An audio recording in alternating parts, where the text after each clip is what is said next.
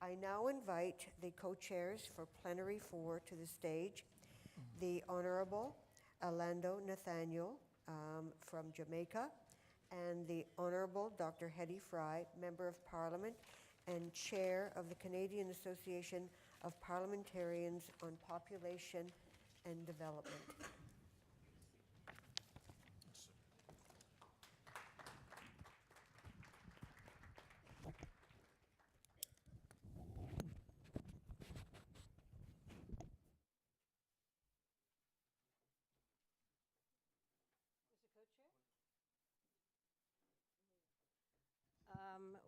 Where is my co-chair?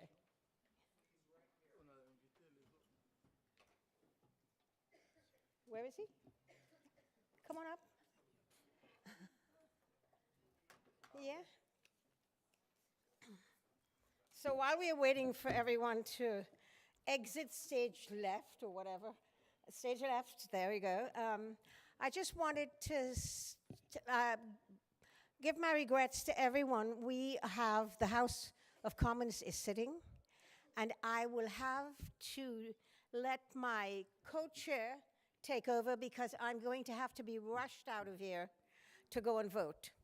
And as you know, if I don't go and vote, the whip is whipping us to vote, so I'm going to have to rush out of here to go and vote. So I will be running out of here by about 11 so I can get to the vote on time. But until then, we are ready to begin. Do I have a co-chair? He's being mic'd. Oh, he's being mic'd, okay.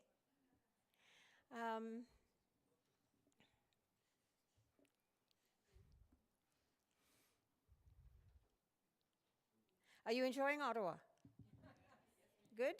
I am sorry we couldn't do better with the weather. And when a wind whips up in this city, it makes everything seem to be so much colder than it really is. So, you know, we always have to say the temperature is 8 degrees, but it feels like minus 20. So that's what's happening out there. Whenever the wind comes up, it makes it colder. Are we ready to go? You're ready to go. Okay, good stuff. This is my co-chair, the Honorable Orlando Terrilonga. Is that right? Terrilong? Yes. Terrilong, thank you, from Jamaica. And I'm going to sort of quickly start off so that we can get moving because we're running behind. Am I supposed to be there? Should we sit? Colleagues, distinguished guests, what I would like to discuss with you quickly as we are going to talk about where are we going is that we know we've heard where we were, we've heard where we are, and where we are tells us that while we have made gains, we still have gaps, that not everyone has achieved the ICBT action program, that we still have countries in the world where women are left behind, girls are left behind, where access to healthcare, to planning pregnancies, to contraception, etc., is still unavailable. So we know that there have been gaps. However, what I wanted to flag where we are going is that there are some major challenges that we have not seen before that are beginning to occur. One of them is the backlash against the gains that we have made. There is a tendency right now for religious and other political movements to fight against those gains that have been made and to reverse them. So that's a huge challenge that we face in where we're going. And so I wanted to flag that. But secondly, I wanted to flag that even though we've always had refugees, we've always had conflict, there is an unprecedented level of conflict in various nations in the world. And there is an unprecedented number of refugees, stateless people who are fleeing either war or conflict, who are fleeing climate change where drought, etc., does not allow their families to thrive. And as these people are on the move and they are facing huge numbers of challenges because they do not have any access to any of the things that we're talking about, because they're living in camps, and in camps they're very vulnerable. And I think one of the things that we have heard is that there's vulnerability in the camps to rape, to inability to have access. Some women who are pregnant do not have access to health care, do not have infrastructure for being able to give birth, for being able to be taken care of. We know as well that rape has become a tactic of war. It's not just a side effect of war anymore, it is an actual tactic. And in fact, we have seen that the Human Rights Watch has told us that Rohingya women have been systematically raped and in order to spread terror and fear and in a cleansing campaign. We know that 60 births a day are occurring in the Rohingya camps. So we see that women are facing a very different set of vulnerabilities. And we know that that leaves a lot of women in refugee camps and post-conflict with post-traumatic stress disorder. And there is no one paying attention to that. We have to look at some of the work that's being done innovatively to help these women with post-traumatic stress disorder. And I think that that's a challenge that we've not been discussing, but we need to discuss now. I think we also need to discuss infrastructure. Refugee camps have no infrastructure. They are not safe. And we need, in some countries of the world, while we have all the family planning resources, when women try to give birth and there's a flood, there's no way that they can get to any clinic. So we need to look at basic infrastructure needs around the world to achieve our goals. And those infrastructure needs are things as basic as safe drinking water, sanitation, electricity, just infrastructure, physical infrastructure for people to be able to achieve the things that they need. And then there is one other challenge I think we're facing, is that our young people today believe that STIs no longer exist, that they will never get pregnant, and that nothing will happen to them. And we have seen a dramatic rise in syphilis around the world. Even here in Canada, there is a 300% rise in syphilis between the ages of 17 and 19. So young people are hugely at risk for STIs that we thought we had defeated ages ago. And then HIV/AIDS continues to become a global problem. We still see more and more people, 2 million of whom are children, who suffer with this problem. And we are not dealing with it. There are antiretrovirals that women can take and that men can take to deal with AIDS. But there is no access to those antiretrovirals because we have no money. We have no funding. So we continue to see the spread of these diseases that are pulling back on what we do. I wanted to put that in front of you when we say, where are we going? We're not simply only dealing with family planning anymore, and we're not simply dealing with access to information and education. We are dealing with some real structural problems that have to be met. So I will turn it over to my colleague, who may have a couple of words, and then we will begin. Thank you. Go ahead. Thank you so much. Oh, careful. Thanks. Sorry, I'm pulling stuff. Good grief. Okay, good. Go ahead. Your mic? You want to sit here? I Okay. think I'm. Yeah. Yes, check Go this. ahead. I think I'm. Yes. Are you all right? I'm good. Don't worry about me. Mhm. Wonderful. Yes. No. I mean, you've raised some very interesting points, and it's important for us to consider these things because as soon as we think that we've dealt with one set of problems, another set of problems will occur, and this will happen in a world that gets smaller and smaller every single day, in a world where they're now fighting for territories, for spacing. And as globalization comes full head, it's important for us to consider those who are the most vulnerable. And this will always be the women and children. There can be no discussion about women that does not impact on the lives of children, because I find that the world over, women tend to be the cornerstone of so many families, in particular in the Caribbean and in particular in the African countries as well. And so as we think of family planning, there are the other atrocities that come along with it, as you mentioned, rape, there's a spread of AIDS and STIs, and you know, when we think of how men feel that they can use their brute strength to overcome women and to overpower them and to somehow teach women a lesson or to teach other nations a lesson by victimizing or by being predatory on women, that is something that we have to consider. I think it's important also that we look at the role of women generally, because it is our women who are birthing these sons, and it is our women who are birthing these boys who eventually become warlords and who eventually become terrorists and who eventually become the same men who abuse women. So perhaps we could also look at, my lady, parenting. how do we teach these mothers to be better parents, since in most parts, they're the ones who are left. When men go off to war in some of these war-torn areas, it is the women who are left to birth these boys. So how do we change that generation by implementing better parenting strategies? How do we get these moms to better mother their children so they don't grow up to be warlords, or they don't fall victims of, to be mentally targeted for areas such as terrorism? So these are some of the things that I think we can look at as we chart the way forward for better change. I agree with you. I think that those are important pieces to consider. And I just think even back home, when you think about domestic violence, violence within the home, how do you build strong families? When boys grow up watching their mothers being treated either with physical violence, with psychological violence, with indifference, treating them as if they are pieces of furniture. Those boys, we know, data and empirical evidence is telling us those boys grow up to be abusers. And the girls in those families grow up to marry abusers. And the cycle continues. So whether the cycle is on a regional basis with refugees and warlords, or the cycle is simply at home here in our countries, those cycles have to be stopped. Otherwise, whatever we do, however much money we put into everything, will never change, because we would not have dealt with the root causes. So I think that is extremely important. And I think that I want to bring in, maybe invite our MPs who are going to be part of the interactive discussion to come up here so we could name them.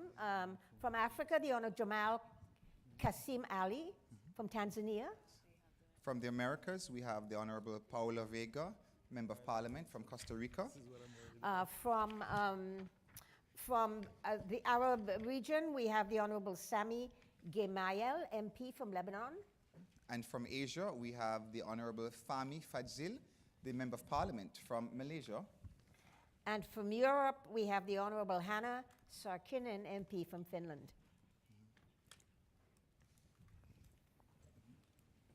Thank you so much, my lady and gentlemen, for having joined us. There you go. Thank you so much, ladies and gentlemen, for having joined us this morning. So we have been discussing where we're coming from and the things that we've done over the last 24 years, and we're on the cusp of celebrating 25 years since Cairo. But so it's important for us to engage on a sort of visioning exercise to determine, yes, we're coming from the last 24 years, but where do we go forward in the future? And so I'd like to begin by asking each of you a question about where you are in your region, and from a national regional perspective, how do you think how do you think we can make better on the Cairo impact? So to the Honorable Jamal Kasim from Tanzania, what impact do you think we could have to make sure that we improve sexual reproductive health rights for women and girls in your region? Okay, thank you so much, Honorable Orlando, Honorable Member of Parliament, distinguished delegates, and my colleagues. Let me start by saying that I'm coming from Tanzania, one among the developing countries in Africa. And in fact, this is a quite critical moment for us as a country, to discuss how as a country we are moving in terms of SRHR programs and how we are empowering women and young girls within the country and the region in general. Let's start by saying that the most and far most important thing, first of all, is to rectify all the international documents and protocols, because they are the ones who lie a fundamental framework for the country to abide with these, with these goals and regarding the SDGs and others in terms of health-related issues concerning young girls and women. Therefore, I think that should be number one. And also, it's very, very much important also to have a good policies within the countries. And in fact, in Tanzania, we've get a lot of number of policies which have tried to address these issues of sexual reproductive health and rights and empowering young girls and women within our society. And the other one is enacting good laws. but not all in acting them, but we should move forward in seeing that these laws are enforced. But not enforced, but we need to build strong administration institutions, which will be well funded to administer that all these things have been achieved. And that's what I can say. The last thing, there is a need of advocacy. Yes. That's a very, very important thing. And us as an MP, we need to be the champions, the key players of advocacy these issues to our constituents and to our local community and societies. I think through that one, that will lead to changes. And in fact, in Tanzania, I can cite some few examples. Back before the Marriage Act of 1971, we used to have some societies whereby a husband died, his relatives inherit his wealth together with his wife. Therefore, coming up with this law, if empower women within the marriage acts, of giving them voice of determining their fate. Therefore, you can see it. Also, apart from that, we have challenges in terms of land owning properties. Before coming to the Land Act of 1999, some society denied access for women to own property, to own land. But having major reforms in our laws, therefore it opens doors to women now to own at least the property. And the far and foremost, in 92, we've done a major reform within our constitution, allowing that women now should participate fully in decision-making bodies, whereby currently in Tanzania we've got special seat which comprises 30% of women. Therefore, we are assured at any point in time, women have been taken on board to participate in decision-making for the country, and also to decide what's good for themselves and to our young girls. Thank you so much. I think those are, I definitely think those are very, very good points. Advocacy, education, and enforcement of laws are always good points. To the Honorable Paolo Vega from Costa Rica, could you say what impact could improved sexual and reproductive health rights have for the women and girls in your region? Gracias. Hola a todas y a todos, también un placer saludarlos. Si yo tuviera que definir lo que actualmente sucede en mi país, Costa Rica, debería definir a Costa Rica como un territorio en disputa, un territorio en resistencia, cuya figura, la que está siendo más afectada en este momento, somos justamente las mujeres y las niñas. Sí. Ha habido una avanzada del sector fundamentalista a partir de las últimas elecciones. Costa Rica históricamente ha tenido una posición de liderazgo en materia de derechos humanos. Sin embargo, el anterior gobierno fue muy progresista en materias de derechos de cuarta generación especialmente, y uno de los pasos más significativos que dio fue elevar una consulta ante la Corte Interamericana de Derechos Humanos para preguntar si estaba Costa Rica violentando los derechos de la población LGTBI por no permitir la figura del matrimonio. La Corte elevó un fallo que fue significativo para toda la región, pues es vinculante, y dijo que efectivamente se estaban violentando y que correspondía al país implementar todos los derechos, garantizar todos los derechos para la población LGTBI. Esto sucedió en medio periodo electoral, y a partir de ahí un grupo que estaba con un 3% de intención de voto en las elecciones ascendió rápidamente y hoy día se ha convertido en la primera fuerza parlamentaria. Hablamos de partidos políticos que en sus planes de gobierno ponen la necesidad de restaurar a las personas enfermas y que han tenido una avanzada contra los derechos humanos, pero al ver el terreno de la población LGTBI un poco perdido en su lucha, han decidido enfocar esfuerzos contra las mujeres. Entonces, hay toda una guerra contra la educación sexual reproductiva. El gobierno anterior disminuyó importantemente los índices de embarazo adolescente y embarazo juvenil, y más bien ahora quieren retroceder y dejar de dar educación sexual en las escuelas. Hay una discusión grave sobre el tema del aborto. Como les contaba ayer, Costa Rica no solo no es un estado laico, sino que en materia de aborto solo permite el aborto para cuando corre riesgo la vida o la salud de la madre. Y ahora la batalla es por interpretar qué es salud. Entonces, este sector conservador no quiere acoger la definición de salud de la Organización Mundial de la Salud para no meter dentro de estas causales temas como la salud psicológica ante una violación o demás temas. Y está queriendo solamente dejar la parte de cuando corra riesgo la muerte de la madre. No tenemos todavía acceso a anticoncepción oral de emergencia, un tema básico que nos hace sentirnos como en el siglo XV. Y bueno, tenemos muchas complicaciones. Tuvimos una batalla campal por lograr la fecundación in vitro, donde la discusión versó sobre lo que decía o no decía la Biblia. Y este es el escenario de Costa Rica. Estamos en una lucha por acceder a derechos básicos. La lucha es del calibre y quiero enseñarles. En las curules parlamentarias nos dejan esto, que es un pequeño feto que simula lo que está pasando, simula los pro vida que decían ayer, que yo también coincido con la compañera de Irlanda en no decirles pro vida, pues finalmente no defienden la vida de las mujeres. Y es un feto ni siquiera en un útero, ni siquiera conectado ni nada. Sí. Entonces, bueno, tenemos este escenario, un ascenso y un grupo conservador cada vez más fuerte, que además tiene la fortaleza en que no tiene fronteras.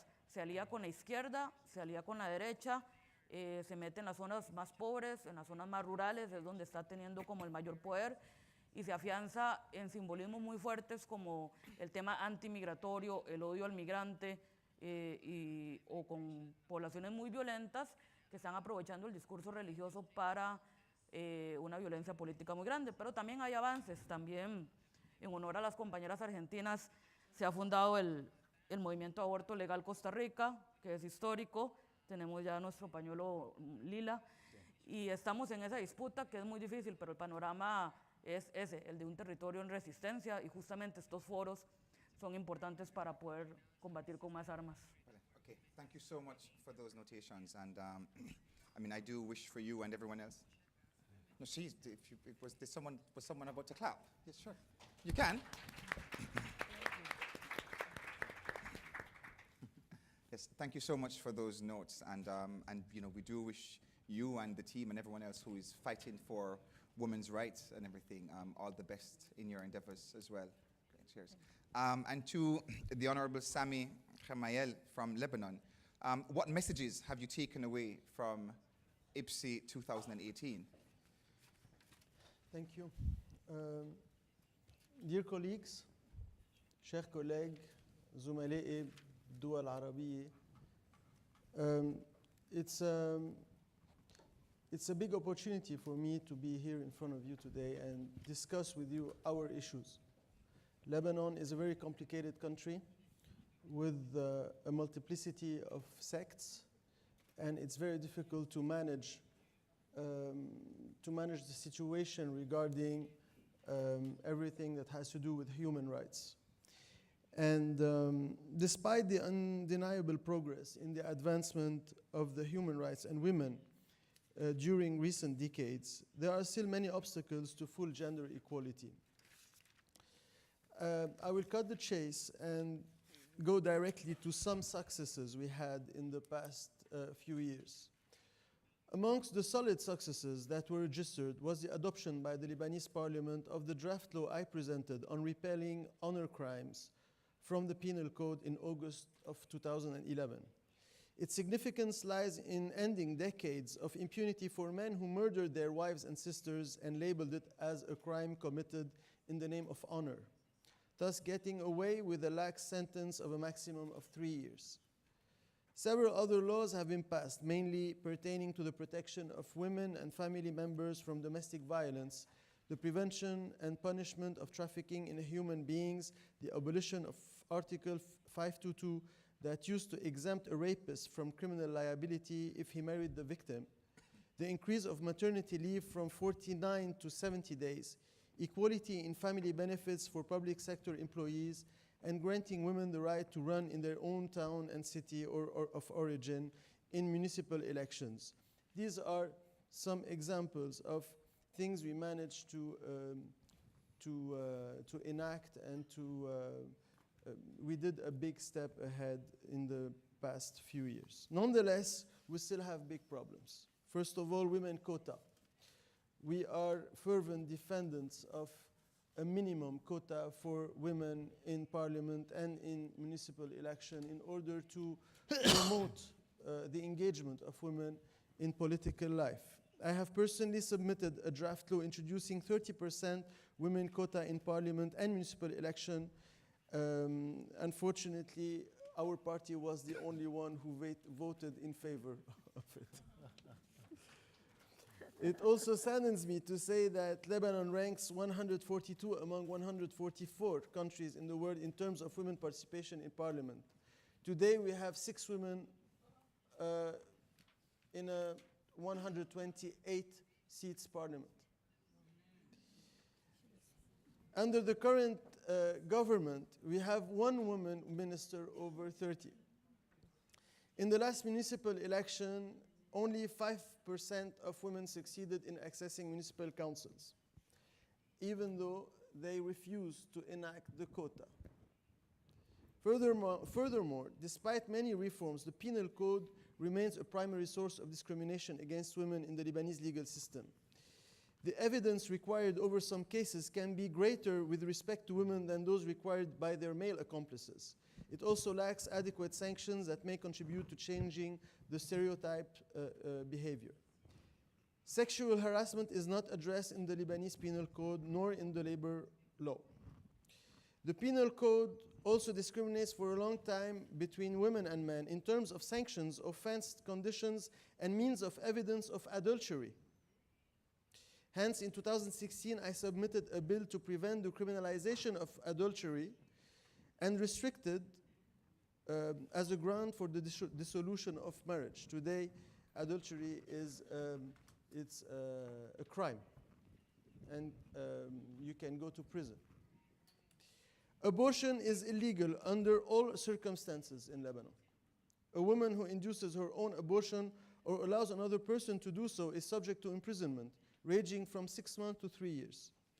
It is a big fight for us. It's the non-criminalization of abortion in Lebanon in the situations where the pregnancy poses a threat to the mother's life or health, and in cases of rape, incest, and severe fetal impairment is inevitable for us.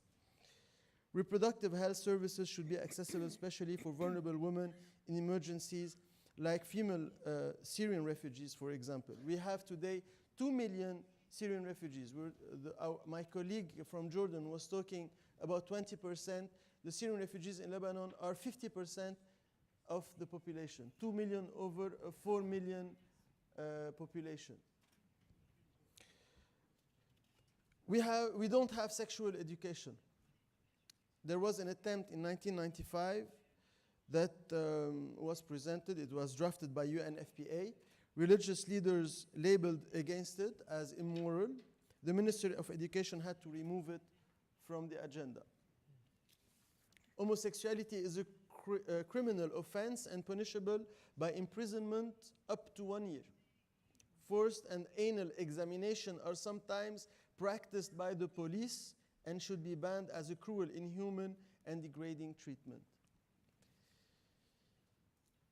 Okay. Well, No, I just want to conclude. Sorry, sorry. No national law exists setting a minimum age of marriage or age of consent. It varies among religious communities. The problem here is that 27% of the Syrian refugees, girls in Lebanon, who are aged between 15 and 17 are married. We presented also laws to prohibit child marriage under any condition, and this is something we are now fighting. I just want to end by saying just one thing. I propose to each one of you to watch a movie by a Lebanese director called Kfar Naoum by Nadine Labake, who that describes everything that we are fighting for in this conference. It took the award in Cannes for the best foreign movie. I encourage every one of you to watch this movie. Thank you. All right. Kfar Naoum. Thank you. Kfar Naoum.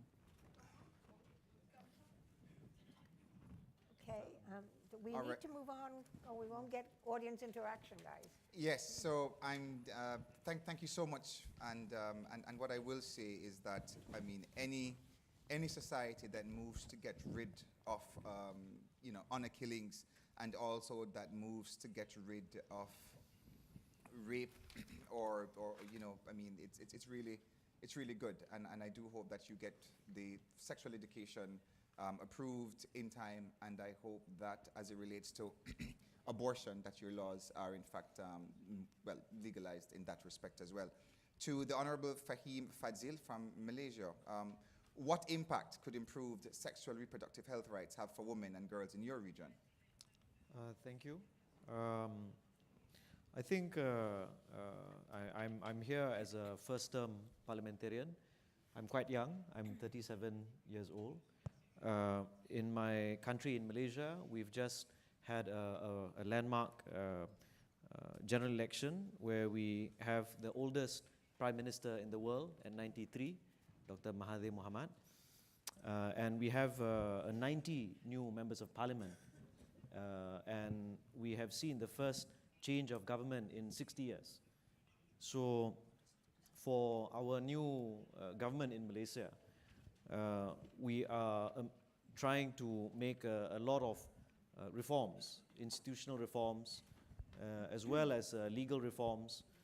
And there's a lot of work ahead of us. It's only been 5 months in this new government, where we are trying to correct a lot of the past practices.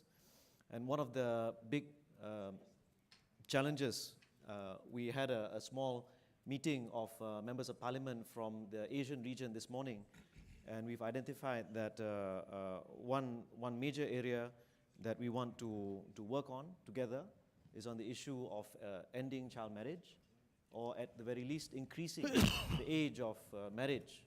In Malaysia, it's at 14. We have another issue which is linked also to what's happening in the region with respect to Rohingya, for example, whereby our boundaries are relatively fluid. So when I mentioned child marriage, there was a very public case that took place in Malaysia where a 41-year-old man married an 11-year-old girl, and this took place in South Thailand, which is a disputed area because of there are some secessionist tendencies in South Thailand.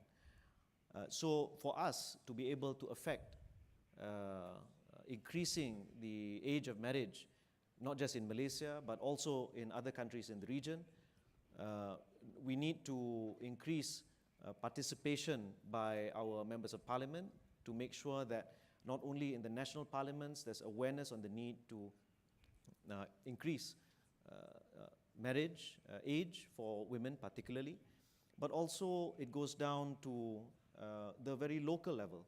So I think one thing that we spoke about earlier today, which I think is something that we would like to work on very much, is, for example, the word sexual reproductive health and rights. There is no vernacular equivalent in our many, many languages in where we come from. So even in my country, in Malay, it would be very difficult for me to speak about sexual reproductive health and rights. So I think one of the major challenges besides that raised, I think what we're looking at also is because the region is so complex and it's so polyglot. We've got Australia, we've got Singapore, we've got at the same time Malaysia, Myanmar, India, Philippines. I think we're looking at there's so many differences in Asia, but we're looking at best practices. So in Australia, for example, there was a campaign on marriage equality, and I think the biggest takeaway from that, which I think we would like to implement across the region, for those of us who attend IPSI now, actually is to, besides finding the vocabulary for grassroots activism and advocacy, also is to make sure that we practice deliberative democracy, which was raised by the Member of Parliament from Ireland, and also I think what is being done in Australia. And I think this is quite important takeaway for me. which I'd like to practice as well. I think those are very, very good points. Thank you so much. And again, any nation that moves towards increasing the age of consent or increasing the age of marriage, it ought to be commendable, because certainly it is an atrocious situation when we have young girls, young teenagers who are being married off to elderly men and more often than not against their will. So thank you so much for those observations. And we move now to Europe. The Honorable Hannah Sarkinen. I hope I've pronounced that correctly. Close enough. Close enough. Thank you. So this forum is a chance for us to compare national challenges and national strategies among parliamentarians. But what do you think that we could do to enhance better global cooperation in the future? Well, I think cooperation and partnership is instrumental in these times where we see backlash in gender equality almost everywhere, even in Europe and also in Finland. So we are stronger together, so that's why we really need to build partnership across the globe. I think meetings like this are a good way to share information and engage people and to build networks. But of course, these kind of big meetings cannot happen very often.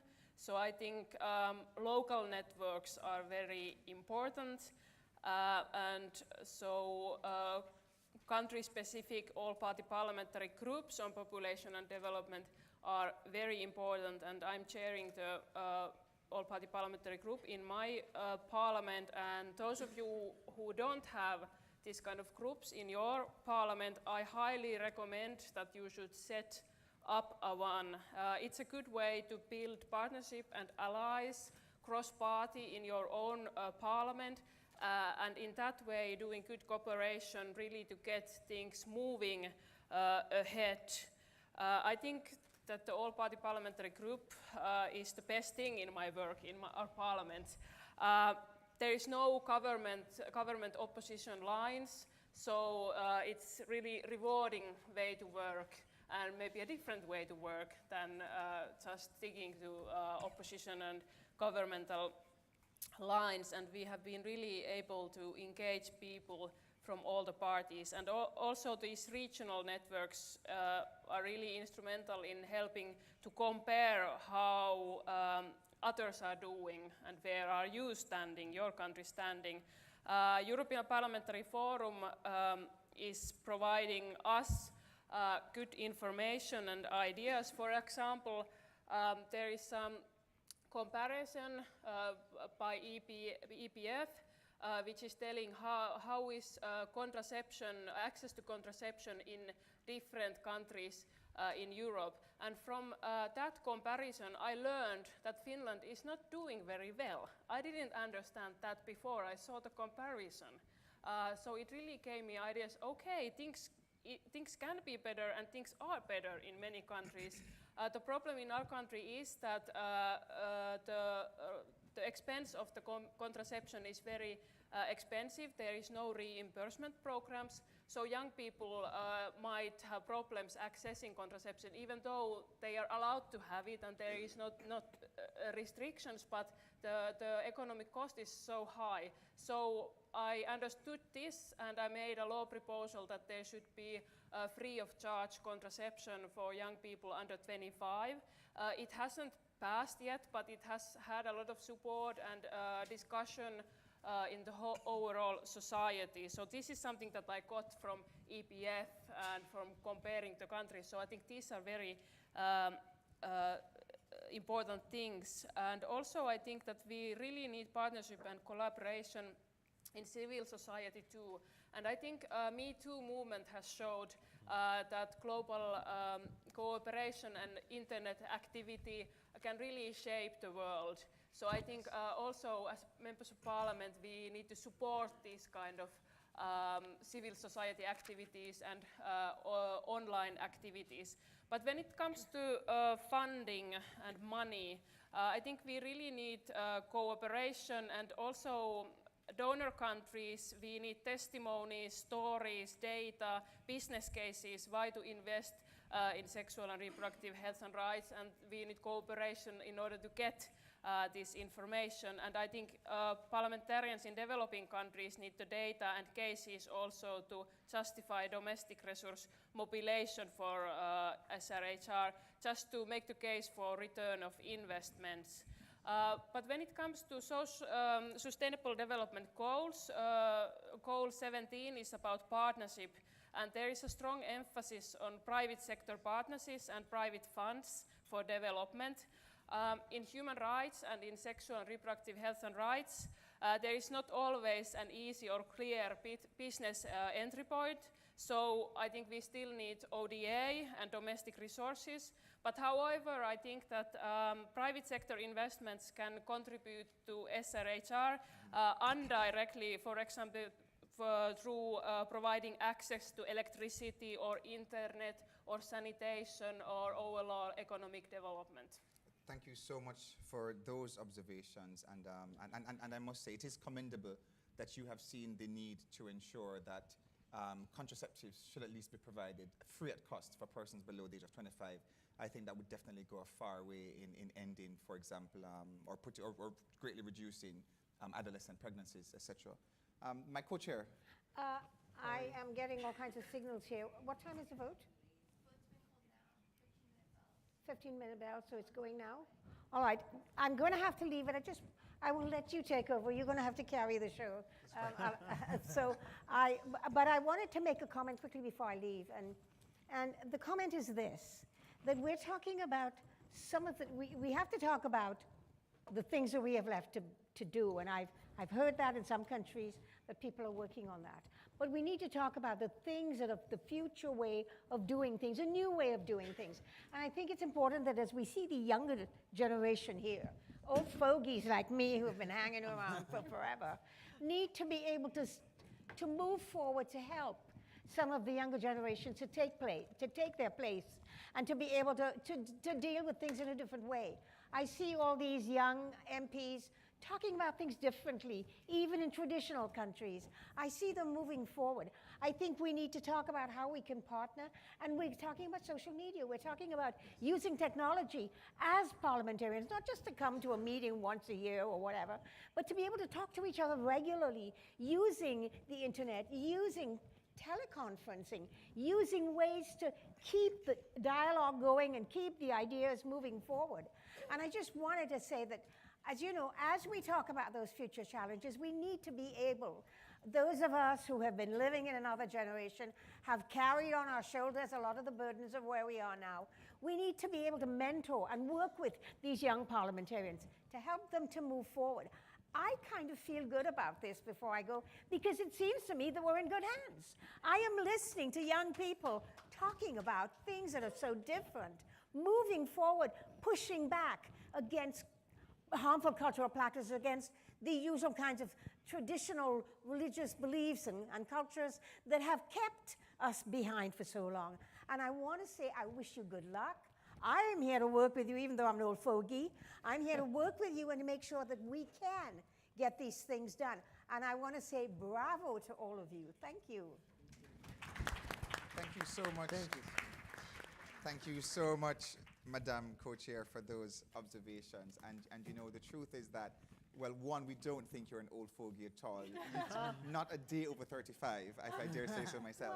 Just Yes, but you know, sure. One of the discussions we had in my parliament recently, there was one particular parliamentarian, and we were debating a motion, and he kept on saying how he's been in parliament for over 20 years, and this is how it's done. And I made the point, and I said, but not because you've been here for more than 20 years, and not because you've been doing it this particular way, it doesn't mean that it's the right way. And within that room, we had 8 first-term parliamentarians, including myself. And I said, maybe this is why we're now changing the kind of discourse that we're having.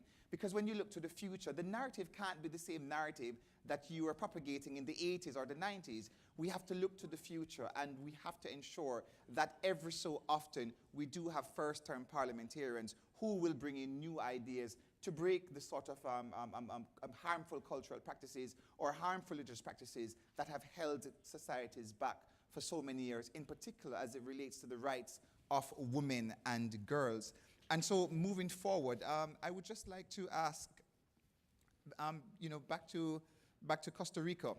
This forum really is an opportunity to compare the same national challenges and strategies amongst parliamentarians. But as it relates to global cooperation and partnership, where do you see us going forward? Es una excelente pregunta. Yo creo que en la época en que estamos y con el repunte del fundamentalismo, que como hemos visto en este espacio es alrededor del mundo y es una lucha que tenemos que dar con mucha fuerza, replantear esos espacios de una manera estratégica es fundamental. Me parece importante el manejo del lenguaje. Creo que tenemos que hacer un esfuerzo por lograr alfabetizar a las poblaciones más vulnerables, que es donde más está llegando el fundamentalismo. En Costa Rica, por lo menos, en los lugares donde más votos obtuvieron estos partidos es en las áreas más pobres, las áreas costeras, las áreas más abandonadas.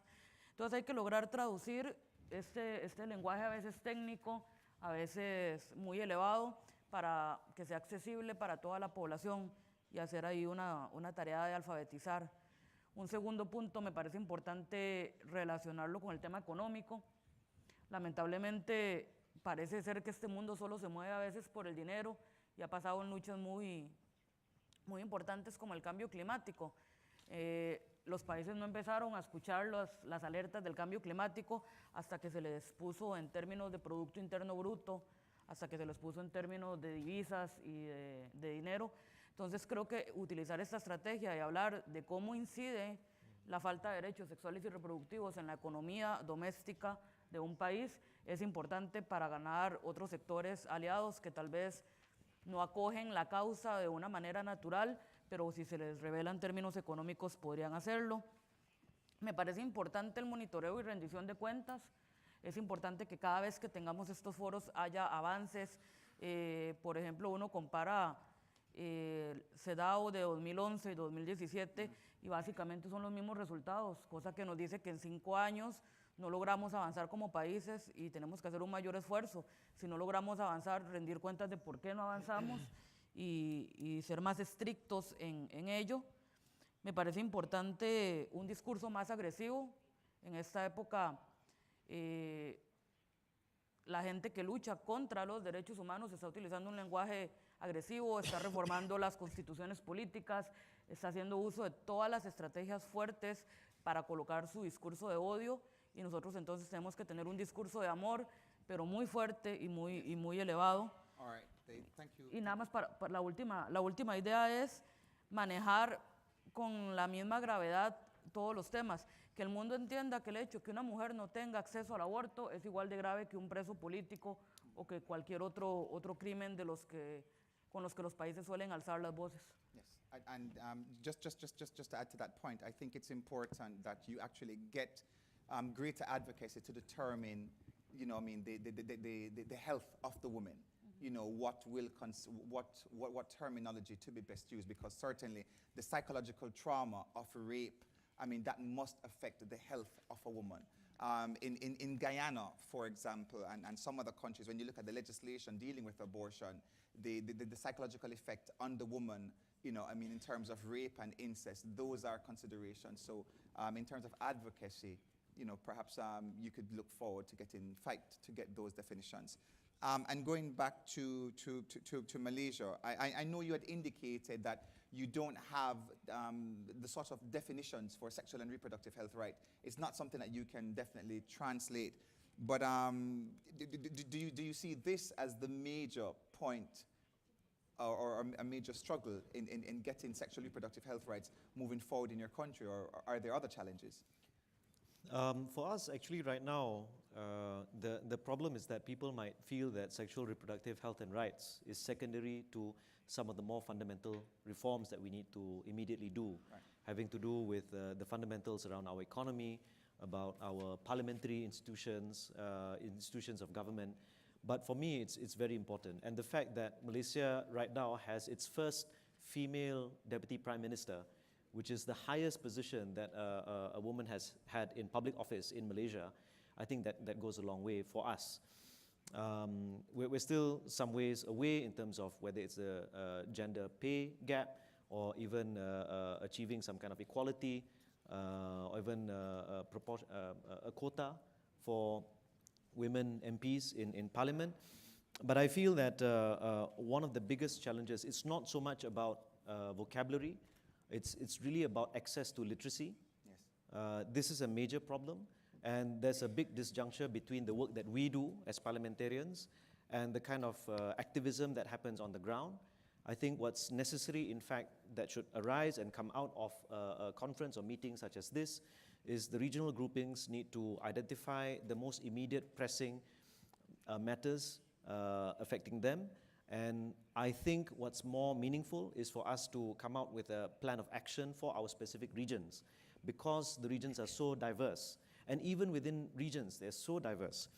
And I feel some of the problems that we face include implementation. We can have legislation, but if we have poor literacy, we have poor implementation, I think you're going to see failure in terms of having better sexual reproductive health and rights. Thank you.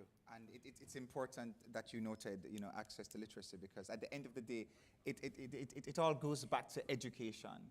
It all goes back to education. There can be no advocacy without education. There can be no future without education. And certainly education really is the vehicle for change. And one of the things I like to say to women and men when I do speak to them is that an education is the best gift that you can give your children. And when I speak to young people, I remind them that an education is the best gift that you can give yourself. It really, truly is that best vehicle for social change. And going to Lebanon, I know my co-chair spoke about the work done by former MPs, but what do you think? Are there any lessons that you could learn from the former parliamentarians within Lebanon, or do you think that it really requires a new generation to make the changes going forward in decades to come? I think that the new generation that managed to access the parliament in the last election can make things work. But I think that we should be more active, not only in conferences like this one, but in day-to-day work in these countries. It's not the first time I'm present in this conference. I was there in Thailand, I was there in several places, and every time I go back home, I feel that I'm in another world at all. It's like what I hear in this room is totally, it's like I live on another planet. So I think that what should be done is for the UNFPA and international NGOs to be much more active in countries like mine and help us technically with numbers, with data, with arguments to promote this advancement. And I think that sometimes we need a neutral body that doesn't have any political calculus or political agenda to go to these MPs and put them in front of their responsibility to sign a bill or not to sign it, and bear the responsibility towards women and towards the public opinion. Yes. I think that each and every MP should be put in front of its their responsibility regarding these issues. And I think that this work should be done by the UN, by the international NGOs that are present in Lebanon, in my country, and in others. Yes, and I think, though, that for me, I think it's important also that we recognize that as members of parliament, we have been elected by the people.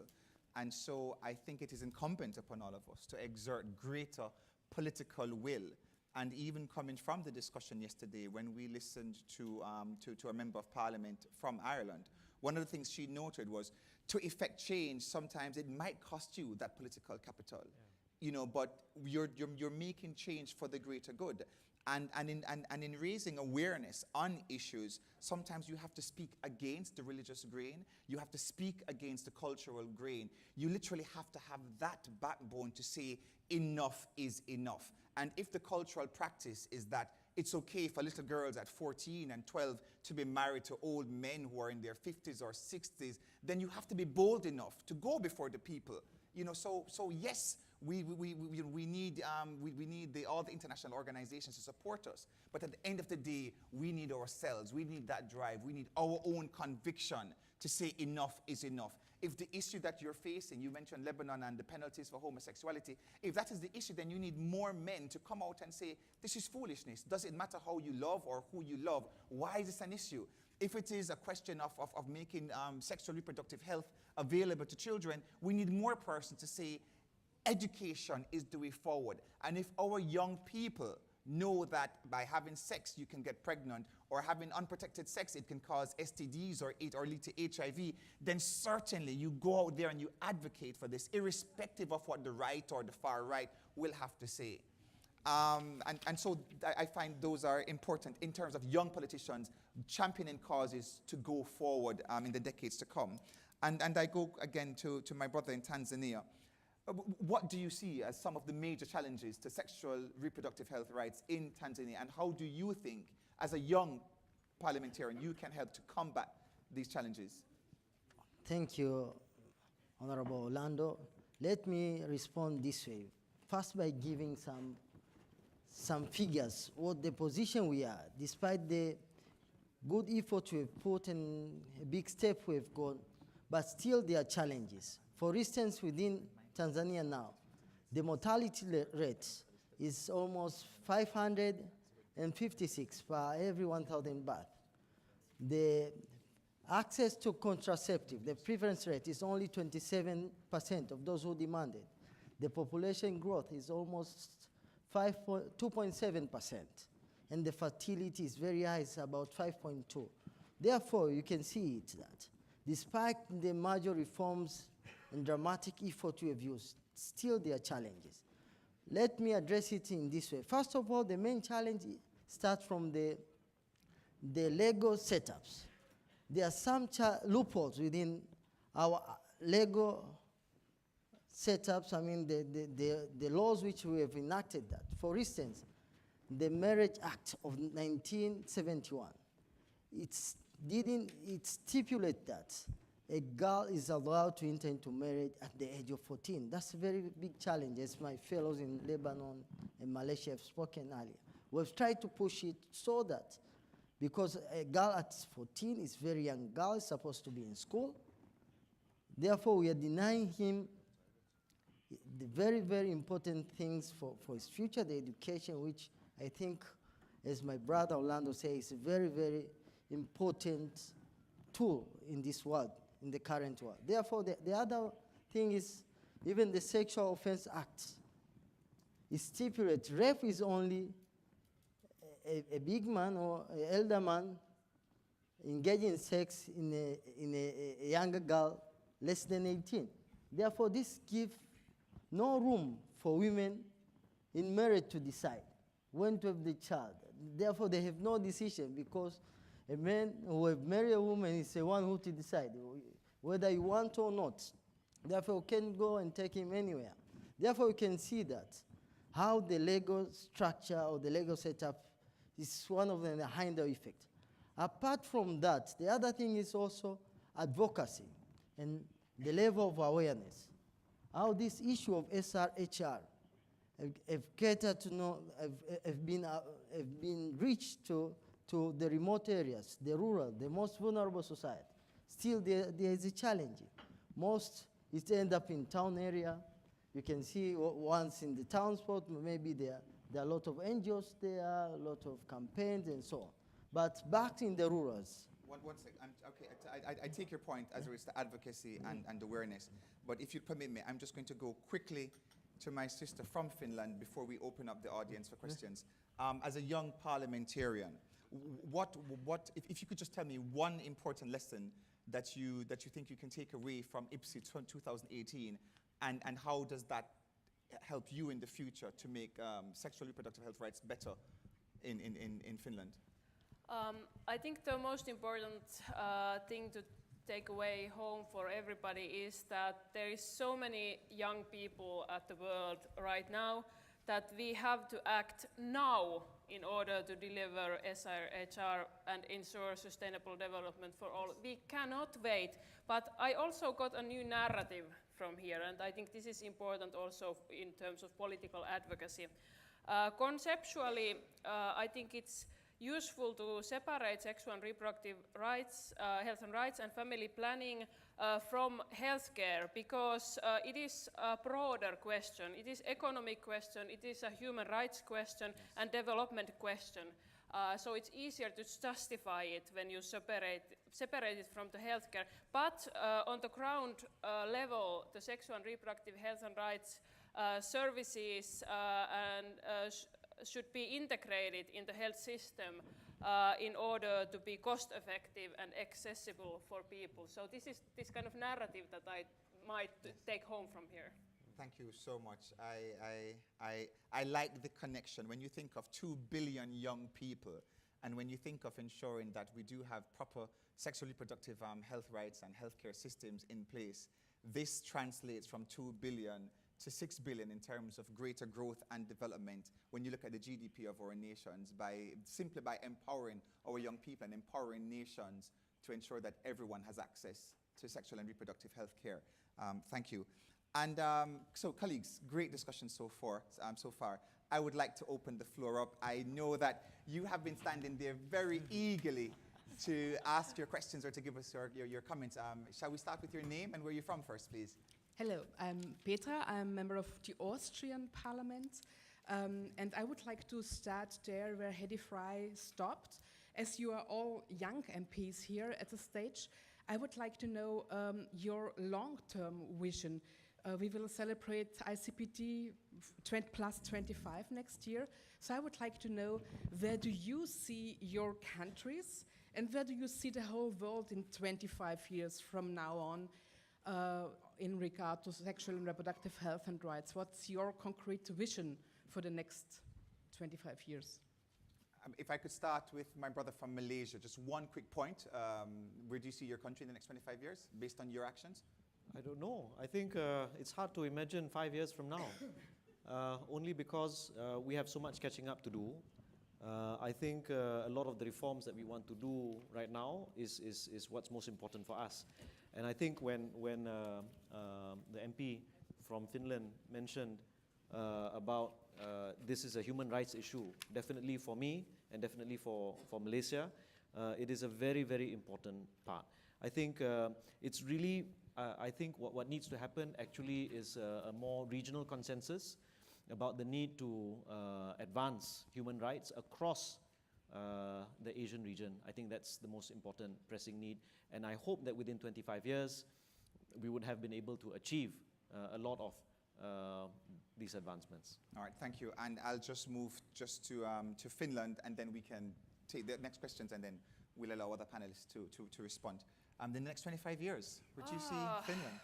It's hard to see so far to the future, but of course, I would hope that in political level, the question of sexual and reproductive health and rights would be a priority. It wouldn't be number 5 or 6 or 7 in the list of political priorities. It would be prioritized, and it would be understood as integral parts of human rights and economic development, health, and all sort of this. And I would hope that it would be easier to talk about these things in political level, because whenever I talk about sexual and reproductive health and rights at Parliament, people get like they're starting twisting on their benches, and people find it very difficult to talk about this issue. So I would feel that it would be normal part of society, human life, and also politics. Thank you so much. And I just think it's important that we understand that once we empower women and little girls, once we empower them to have control over their own bodies and to be able to make decisions, who to love, who to marry, freedom to choose, freedom to refuse. Once we empower them with those tools, it all goes back to the empowerment of nations generally. Certainly, I hope that they do, in fact, accept that soon. I'm not quite sure, moderators, I'm not quite sure who was next. Bon, thank you, sir. Thank you. Yes. Thank you very much. My name is Catarina. I'm from Portugal. I'm a Portuguese MP. And I would share with you, dear colleagues, we are living in a world backlash, and we must aware, because we are in a critical situation when we speak about gender equality and sexual and reproductive rights. As MPs, we must fight for democracies. It is our responsibility. Human rights and sexual and reproductive rights just as possible in a development and democracy, with development and democracy. Women and girls, they just can't choose if they have water access, food, school, and health access. Starts a reality for all. Without this, it's not possible to have a choice. Unfortunately, we are far away to achieve that goal. We need to fulfill 2030 agenda. It is our big task. For that, in line with UNFPA, a mandate and our roles as parliamentaries, but also with civil servants, universities, opinion makers, and civil society organizations would advocate and support the necessary measures to ending unmet for family planning, including modern contraception and essential medicines, ending preventable maternal deaths, and ending gender-based violence and all harmful practice against women and girls, namely FGM and child marriage. So, do you think, and I would ask you, if we must have in consideration when we are working these matters, if we must have in consideration the specificities of the regions, because we are not all exactly at the same place. Thank you. All right, thank you so much for those observations. I don't think it's all gloom, though. I think we have made a lot of progress over the past 24 years. Just yesterday, and we spoke about social media and the Me Too movement and how it has literally ignited a fire across the world. And certainly yesterday I saw where in Iran there were women in the football stadium watching a match and cheering, and this hasn't happened for decades. I mean, in some of the Arab countries, women have now gotten the right to drive. I mean, in Ireland, women will now have the right to have legal abortions.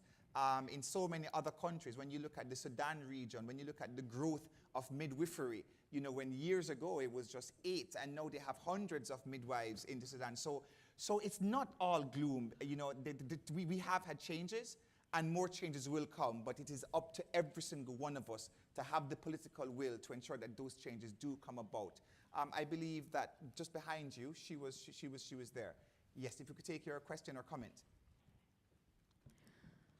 Меня зовут Ирина, и я представляю Украину. Европейская страна, 46 миллионов населения. Я хочу поделиться и прокомментировать, как украинские парламентарии реагируют на сегодняшние вызовы и проблемы. Украина столкнулась с вызовом, это агрессия России на востоке нашей страны. Это 1,5 миллиона временно перемещенных лиц. Это 15 миллионов тысяч погибших. Это почти 10 тысяч инвалидов и раненых гражданских и военных. Украина находится в треугольнике проблем. Это всплеск насилия, и лишение прав временно перемещенных лиц, их доступ к жилью, к здоровью, к медицине, к учебе, к правосудию и к юстиции. Украина столкнулась с проблемой репродуктивного здоровья. Около 1 миллиона пар в Украине не могут иметь детей. Но парламентарии Украины очень быстро и четко реагируют на все эти проблемы. Что нами сделано? Нам приняты имплементационные законы о борьбе с насилием в семье и о борьбе с насилием против женщин и девочек. Нами усилено законодательство о предотвращении и борьбе с сексуальной эксплуатацией детей. Нами усилено законодательство о торговле людьми. Нами сделано законодательство о улучшении доступа женщин и девочек к безоплатному правовому регулированию и безоплатным правовым услугам и юстиции. Нами усилено законодательство и создано новое о репродуктивном здоровье девочек, женщин и мужчин в том числе, потому что 500 тысяч мужчин воюют сейчас и имеют посттравматический синдром. Нами усилена поддержка семей, которые воспитывают детей-инвалидов. Нами сделано законодательство, которое позволяет инклюзивно детям-инвалидам получать образование. Самое главное на сегодня – соединить усилия между парламентами разных стран о предоставлении женщинам и девочкам доступа к международной юстиции, к репродуктивному здоровью, защитить их и предоставить гуманитарную помощь нуждающимся временно перемещенным лицам. И последнее. Я благодарна Канаде и нашим международным организаторам этой конференции, этого заседания, для того, чтобы мы могли почувствовать и соединить пульс разных континентов и разных стран и объединить наши усилия по решению этих проблем, про которые мы сегодня говорим. Главное их смело, четко называть и обменяться опытом для того, чтобы совместно решить это общие проблемы.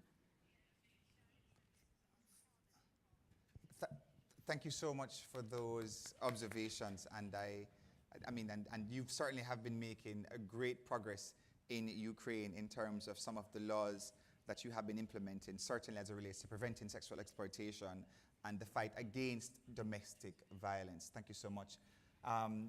Jordan, hello, how are you doing? Thank you. I will speak in English. Actually,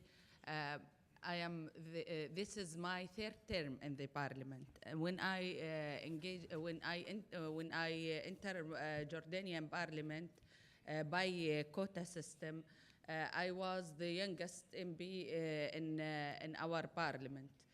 After 3 terms in the parliament and a lot of efforts to encourage women and young women, young mother to be part of the public life in Jordan, to be part of political life in Jordan, actually I noticed that there is a lot of political violence, not only in Jordan, but all around the world. And this is make a lot of women live political life. This is very important issue, and we should make a lot of efforts in this kind of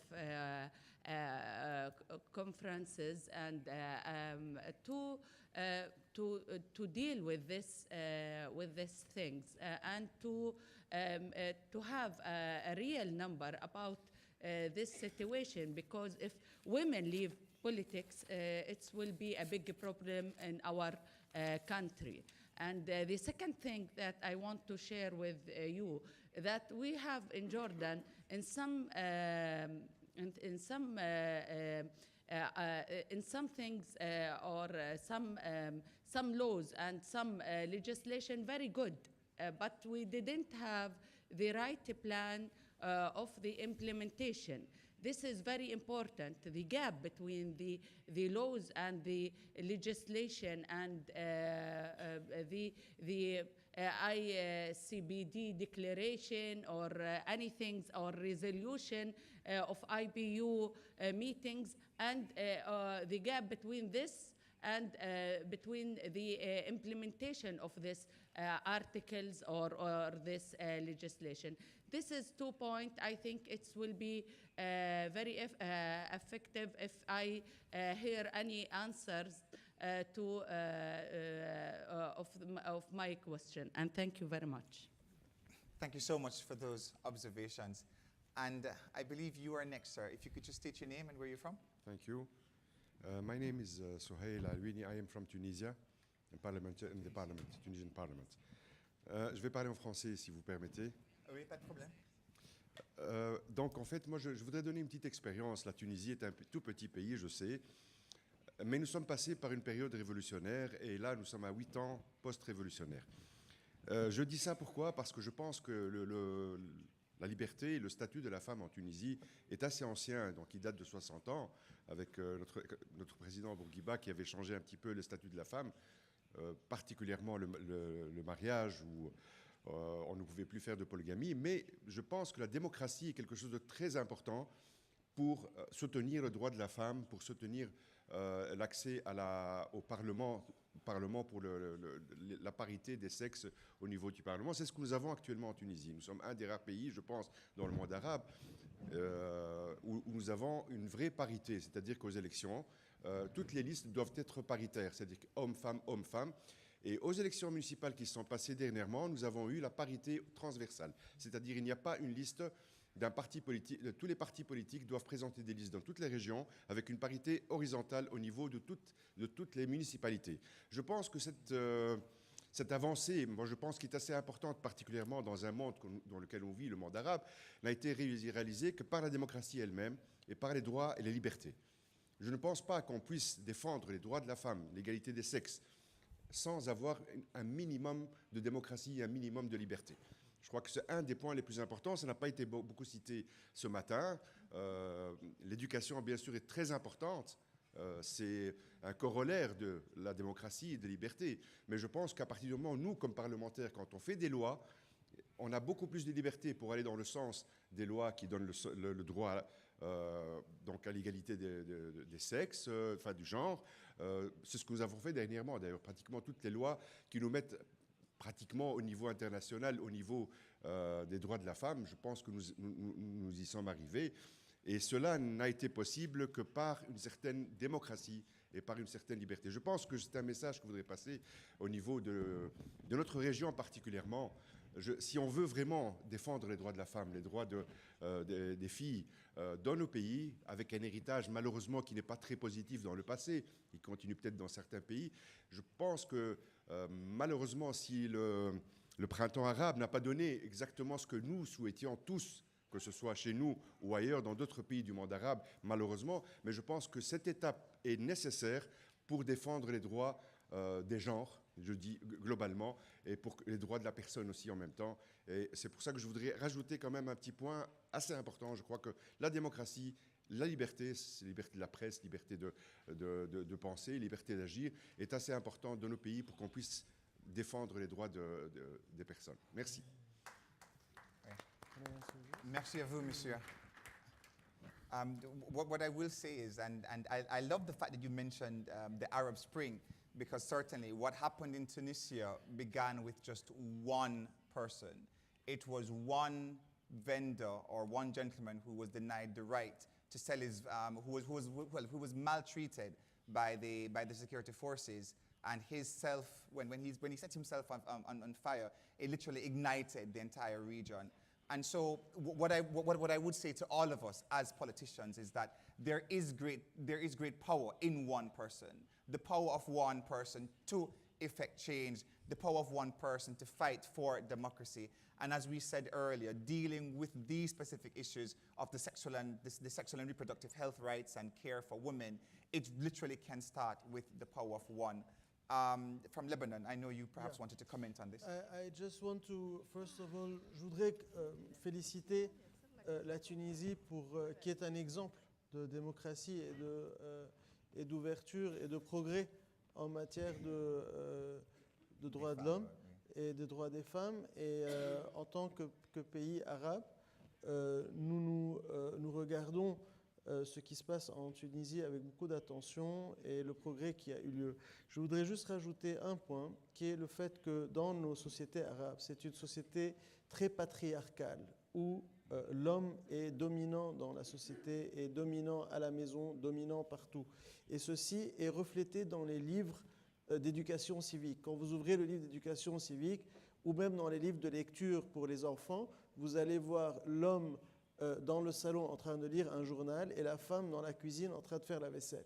Donc déjà, on est éduqué depuis qu'on est jeune, depuis qu'on est tout petit, au fait que le rôle de la femme est femme au foyer, elle s'occupe de tâches bien précises, alors que l'homme, c'est lui qui travaille, c'est lui. Donc déjà, dès le départ, on a en tête un brainwashing, un lavage de cerveau sur le rôle de la femme, et ceci a un résultat direct sur le fait que même quand les femmes ont l'opportunité d'être en politique, elles sont complètement désintéressées parce que même elles sont victimes de ce lavage de cerveau et elles ne sont pas conscientes de leurs possibilités et de leur potentiel en termes de vie politique ou en termes de progrès social. Oui, merci aussi. Donc, il faut qu'il y ait des autres hommes comme vous et comme notre frère de la Tunisie qui font des paroles justement comme ça pour les droits de la femme et les droits des jeunes filles aussi. Peut-être sont ces hommes comme toi et comme notre frère de la Tunisie, ils n'ont pas fait les changements que le monde arabe a besoin dans ce moment pour changer le monde arabe, je pense. Bon, and from Costa Rica. Yo quería agregar algo al comentario de Túnez. Costa Rica es un país que no tiene ejército desde 1948 y que ha vivido una democracia estable desde esa época. Entonces, para nosotros como costarricenses es muy fácil detectar cuando se está violentando la democracia, y justamente el comentario es acertado, pues hay una relación intrínseca entre estos grupos fundamentalistas y la afrenta a las libertades básicas y a la democracia. Estos grupos que les describo no solo atentan contra derechos sexuales y reproductivos de las mujeres, sino que han empezado a posicionar que no haya respeto entre la división de poderes, han atacado ya medios de comunicación con lenguajes ofensivos, han atacado la libertad de cátedra universitaria, han querido plantear el control sobre los contenidos académicos de las escuelas y los colegios, y justamente ahí empiezan, si esto se descuida, es ahí cuando un país sin ejército termina convertido en una república totalitaria. Entonces sí hay una relación de verdad básica entre el respeto a los derechos de las mujeres y la igualdad con la libertad y la democracia. Okay, gracias. Es muy importante, yo creo también. And we have two more persons. Oh, bon. Okay, yes, we'll go with you and then we'll go to Uruguay. I'm so sorry. Yes. Merci. Tulia Farage, parlementaire du Maroc. Donc, c'est du Maroc. Donc, je vous remercie pour la thématique parce que c'est une thématique qui est très importante. Donc, je reviens à Madame la ministre qui a parlé des droits humains et surtout quand il a parlé des fistules chez la femme. Donc, il n'y a pas, je lui dis qu'il n'y a pas seulement des fistules, il y a des déchirures du périnée qui sont cause de rejet et de divorce chez la femme. Il y a des morbidités qui sont liées à des mauvaises pratiques sexuelles qui vont donner automatiquement l'incontinence et le relâchement sphinctérien qui est un handicap vraiment qui est social, plutôt social que sexuel. Donc notre rôle, nous, en tant que parlementaires, au-delà des lois, c'est pouvoir plaidoyer auprès de nos gouvernements, de pouvoir augmenter le budget qui est alloué à la santé reproductive, ou bien plaidoyer quand il n'existe pas, de le faire insérer dans le budget de l'État. Deuxièmement, je réagis encore avec vous, monsieur, que vous avez dit qu'il faut rompre le cycle de la violence, parce que surtout la violence sexuelle. C'est vrai, plutôt la violence conjugale, parce que la violence conjugale, il produit de la violence. Et si on veut ajuster, ou bien si on veut éliminer, ou bien ne serait-ce que réduire, il faut investir sur la préparation prénuptiale. Et moi, je le dis parce que ça vous paraît maintenant, c'est-à-dire qu'il n'a pas beaucoup d'importance, mais en plus de l'éducation sexuelle au niveau des écoles, la préparation prénuptiale est très importante parce que quand le couple il est bien sensibilisé sur ses droits qui sont basés sur le respect et sur l'amour, automatiquement on va donner des enfants qui sont les futurs citoyens de la société, des enfants qui ont le respect, qui sont contre la violence, et automatiquement Je vois que l'expérience de la Malaisie, ils ont une expérience qui est très réussie dans ce sens, la préparation prénuptiale, et qui ont pu réduire le taux du divorce de 38% à 7% grâce à cette préparation prénuptiale, parce que vous savez que la famille, c'est comme une entreprise, c'est comme si on conduit une voiture. Si on n'a pas le permis, si on n'a pas les outils, si on n'a pas les moyens de réussir, donc automatiquement on aura une famille basée sur, il y a la violence, bien sûr, il y a l'intolérance, il y a beaucoup de choses, mais si on a les outils, il n'y a pas que les outils de l'éducation sexuelle, il y a les outils, c'est-à-dire la famille doit connaître ses droits, ses obligations, la communication, même comment communiquer avec son mari, comment communiquer avec la famille de son mari, comment avoir, même sur le plan religieux, avoir des données qui donnent le respect à la famille. Donc si on n'a pas ces informations qui sont transversales, automatiquement il n'y aura pas de société, c'est-à-dire c'est la société de demain. Et merci. Thank you so much for those observations. And I agree with you.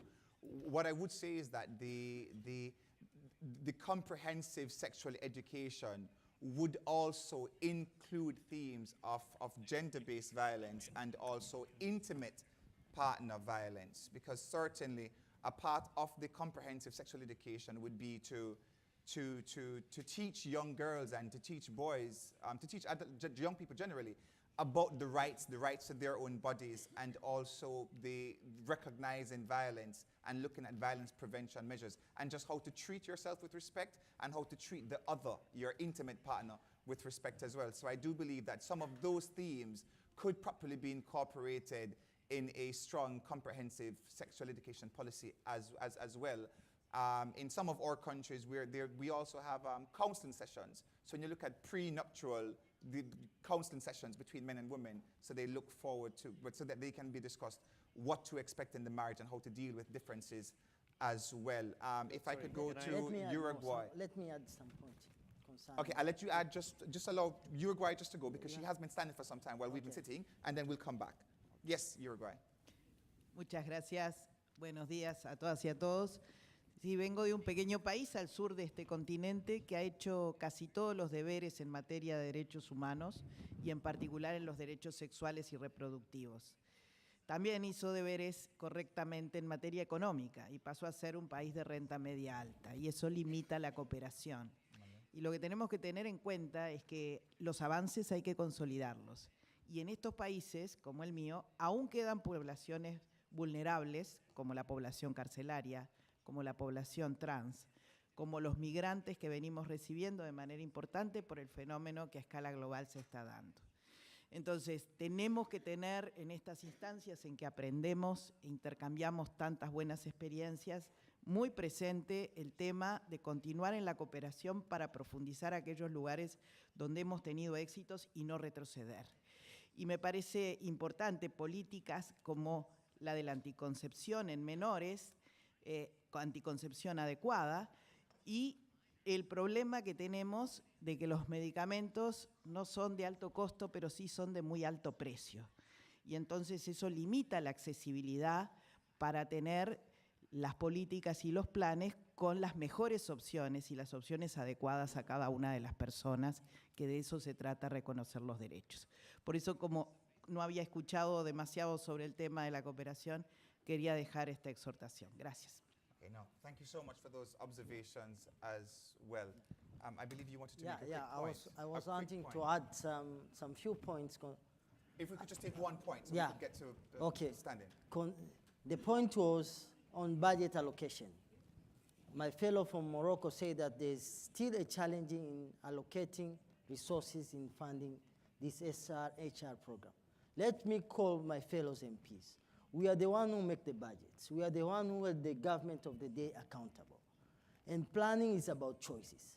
Let's choose this issue to be our priority, because always resource scarcity. There will never come a day when you say that all those which we are thinking are priority will recover, and the remaining will allocate and will be enough for SR-HR program.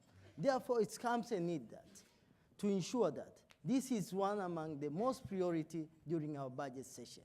And in fact, it is. If you see it, what are the implications and impacts? For instance, if there is no adequate resources allocated to family planning.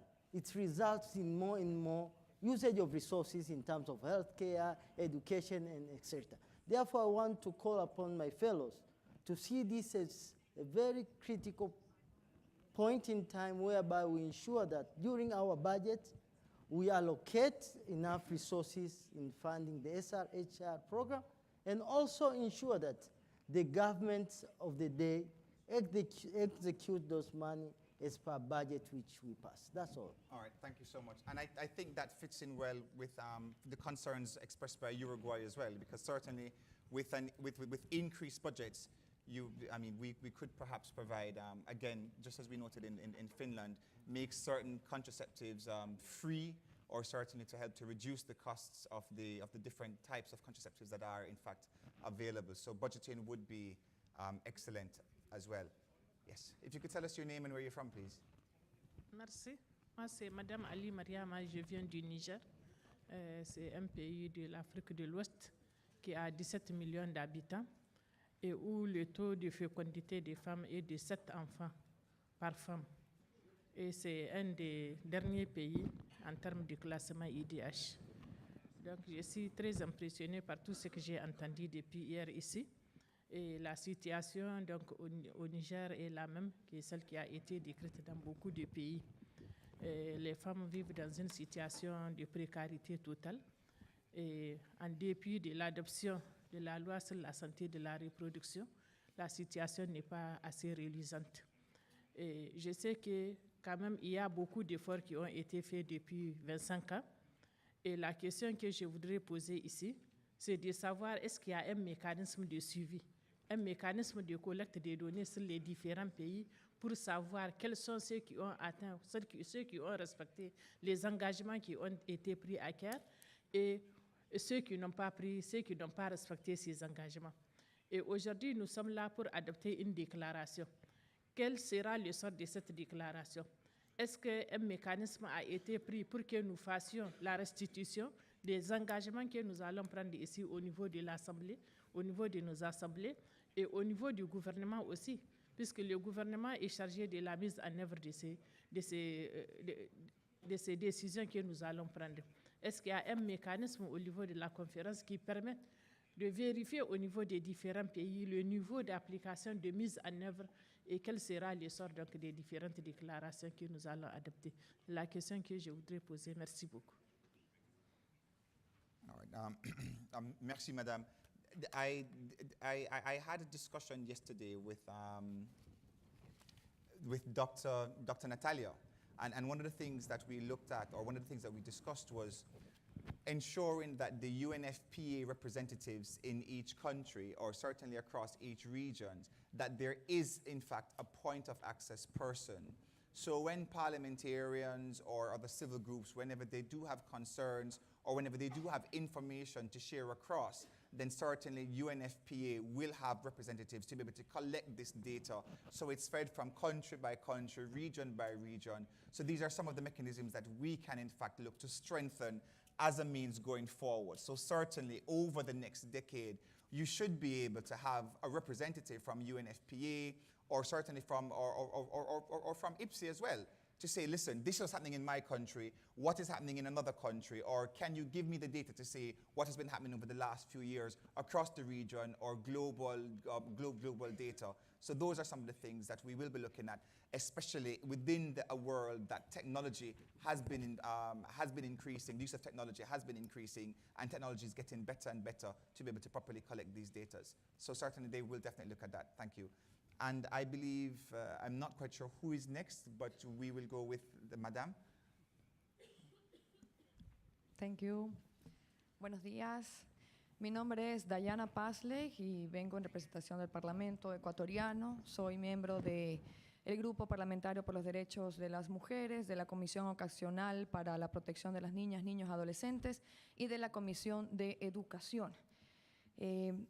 En este último año en Ecuador hemos logrado más de lo que hemos podido lograr en los últimos 30 años en materia de prevención y protección a mujeres, niñas y adolescentes. Tenemos una ley que se impulsó y que ya está en vigencia para prevenir y erradicar la violencia contra mujeres y niñas, que reconoce a mujeres de todo tipo de condición socioeconómica, edad, etc. Sin embargo, es una ley inaplicable porque no hay presupuesto. Y ese es el problema precisamente que tenemos algunos países. Sin embargo, en mi ciudad contamos con política pública y un plan estratégico que se llama Amiga, ya no estás sola, y que sí cuenta con presupuesto. Y ojalá que desde las ciudades, desde los municipios, podamos hacer las cosas que a escala nacional a veces no se puede y que se puedan replicar. Ecuador es el segundo país en Latinoamérica con la tasa más alta de embarazo adolescente. Y es un reto muy grande que tenemos precisamente para trabajar en educación.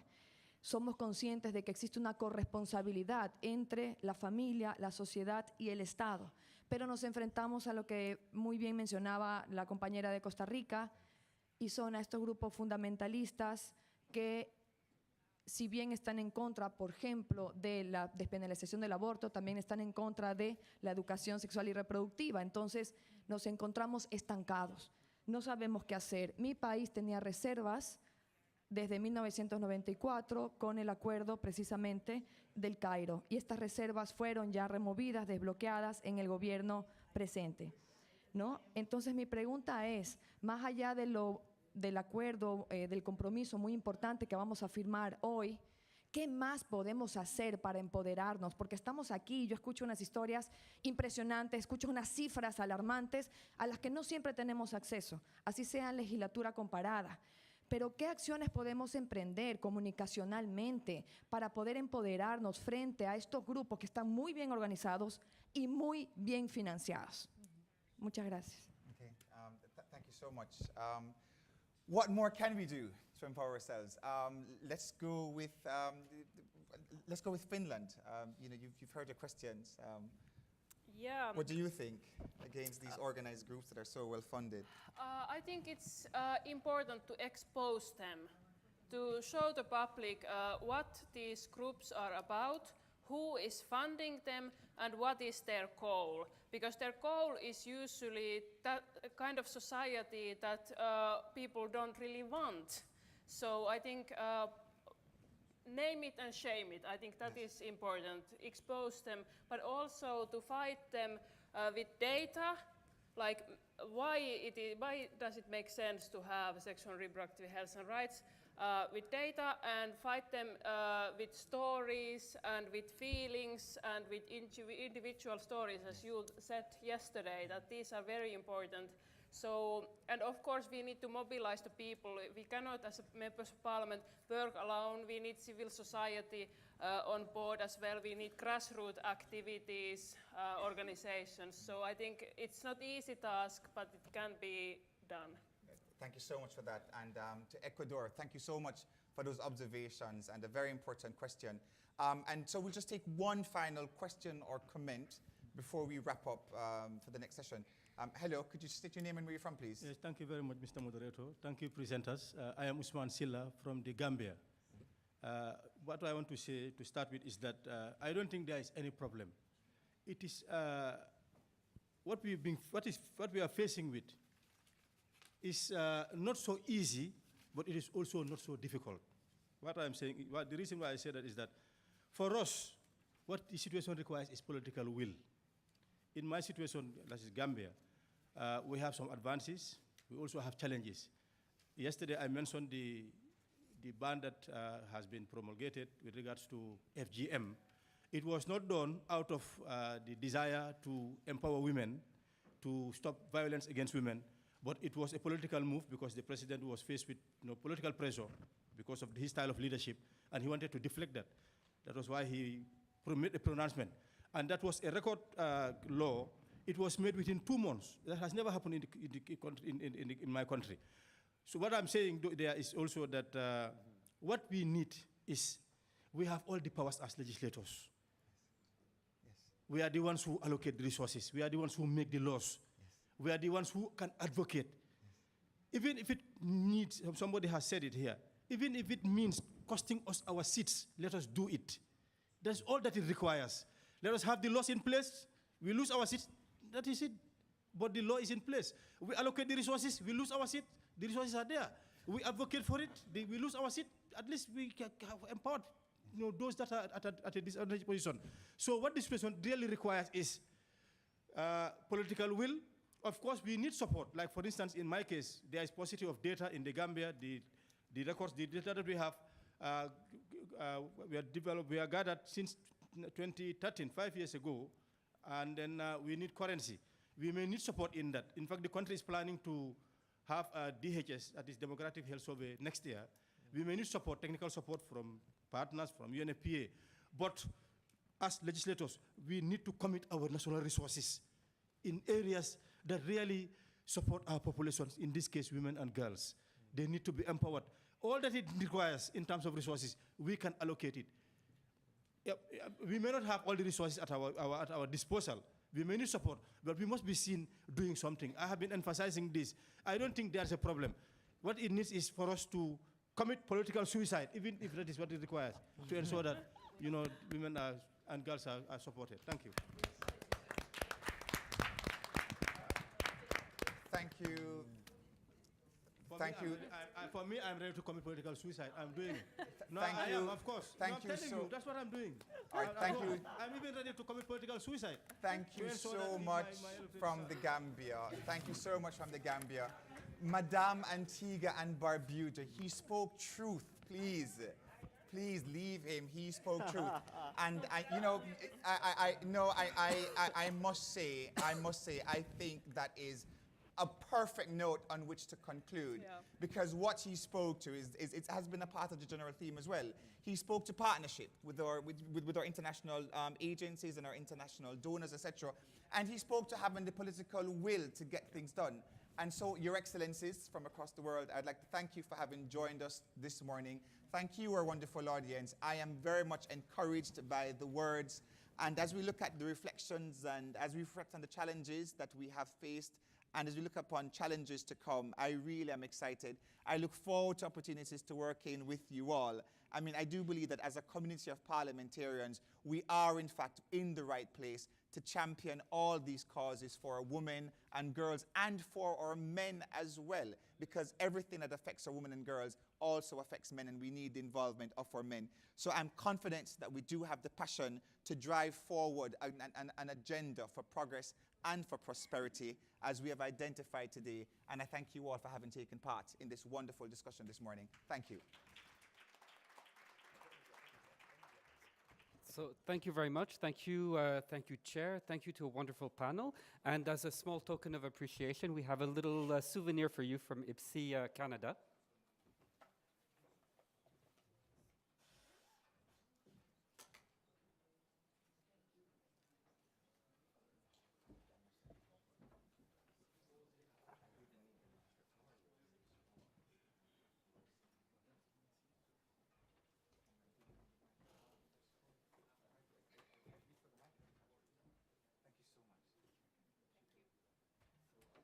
So thank you once more. This was a great panel, and I think with young MPs like this, then the future looks very bright. So thank you very much.